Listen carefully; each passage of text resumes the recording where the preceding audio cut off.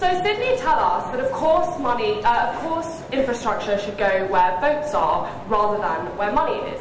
The problem is, this completely missed the point Ben brought you. The problem is, at the moment, often votes are where the money is. Often, infrastructure is already where votes are. You just create more infrastructure, right? You don't bother to create infrastructure where there are no votes because someone is a voting minority, even though they also need infrastructure because you have nothing to gain from that. Please engage with Ben's extension. They then tell us in a POI that this creates stability. So this is all rebuttal and then I'll move on to my sum. They tell us in a POI this creates stability. The problem is you don't create stability. All you do on your side of the house is create both stagnation and also unpredictability for domestic companies and foreign companies. He then says, yes, but they have 5 to 7% growth. Firstly, that started since they started liberalising, and secondly, it's slowing down, we'd like it to carry on. He then says India can get rid of cronyism like the rest of Asia. Guys, you have to point out why India. Ben did, you should have listened. He said why India, because it's firstly decentralised in a way that somewhere like China is not, and secondly, there is cronyism at all levels of everything, right? Not just the top of government. The fact that it's systemic at all levels means that, yes, we probably will get there eventually. We would just like to do that much faster on the comparative because it is literally costing lives. No thanks. And then we also hear, well, small businesses will be crushed by foreign firms.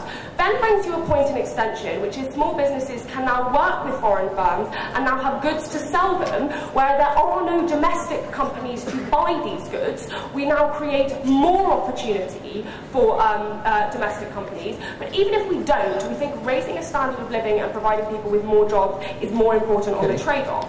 No thanks. We then hear that you will push down labour laws. Well, quite frankly, we don't think the Indian government is doing a fantastic job of protecting workers at the moment. And in fact, it's easier to pressurise companies on their labour laws, individual companies, and shame them with foreign media than it is to with the Indian government when what they're doing is appealing for votes from the middle classes who don't care. He then says, guys, we failed to acknowledge the signal in the housing industry. Two responses to this. Firstly, this crash in the housing industry happened because of government policy which encouraged people to buy housing, right? Secondly, no thanks, the steel industry at the moment springs up when government wants it to, rather than when it is profitable. No thanks. He then talks about capital accumulation and how this is problematic because it makes people more unequal. The problem is at the moment, unlike in America, disenfranchised communities are very, very, very physically far removed and far more persecuted in America. With a foreign company that's investing, that is a workforce in an area of India that you are more likely to move into in a way that a domestic company won't because they don't want to employ from that ethnicity or that caste. No thanks. And then lastly, we hear, well, we'll import Western values. Have you not seen the amount of Pepsi and Coke I have been drinking this week? Secondly, this is one of the most multicultural, integrated societies in the world, right? Hollywood exists and people still pick Bollywood. We get both on our side of the house, right? We get Indian culture and a better standard of living. No thanks. So let's look at firstly the incentives of government, then the incentives of business, and lastly, and importantly, how this affects the poor. So Ben brings you why governments are dominated by electioneering and the fact that they provide infrastructure where there are votes rather than where infrastructure is absolutely necessary, right? Companies are less likely to do that. But also, in response to closing opposition, India is absolutely massive and decentralised. It's incredibly bureaucratic, it doesn't have the kind of information it needs, and this makes it very difficult to be efficient. Therefore, you often make short-term decisions that are actually far worse for India's workforce in the long term. Companies are less likely to do this, right? Because their workforce is what's in their interest. No thanks. And then also, the Indian government has an incentive to keep people just at okay, but therefore they don't have the incentive to take the hit that they need to in the short term in order to make things better in a way that companies can. And lastly and most importantly, the government now gets to control either the infrastructure itself or gets to control the person to which we give the infrastructure to, creating a monopoly. This disadvantages everyone, particularly the poor, but I'll take closing. which is it? The state is failing workers, or the state is overprotecting them, as your opening says? And why does Walmart do it better than the state? The state is failing workers by overprotecting them really badly.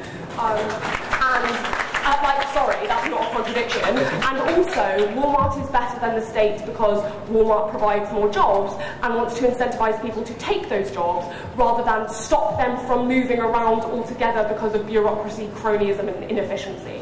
So what are the incentives of businesses by comparison? Because they fail to deal with the comparison. So Ben brings you a very subtle point that was completely unresponded to. These guys say you'll shut down electricity because of monopolies.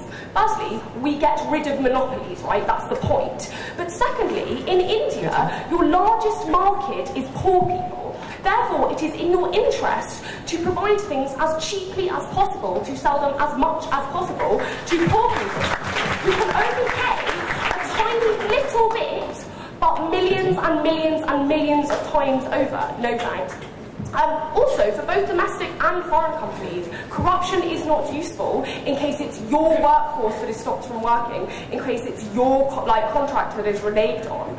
And lastly, it's just not true that companies don't give a damn about affirmative action, right? Companies, fortunately, are finally starting to realise that affirmative action is very useful because some women are quite smart and some women are quite good at working.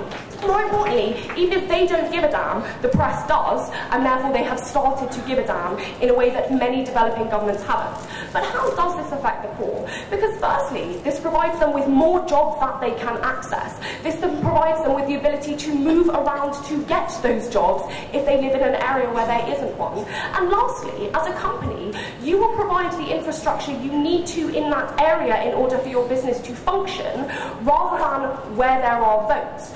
As a company, you don't care which caste or ethnicity you're employing from. Whoever is the best worker can work for you.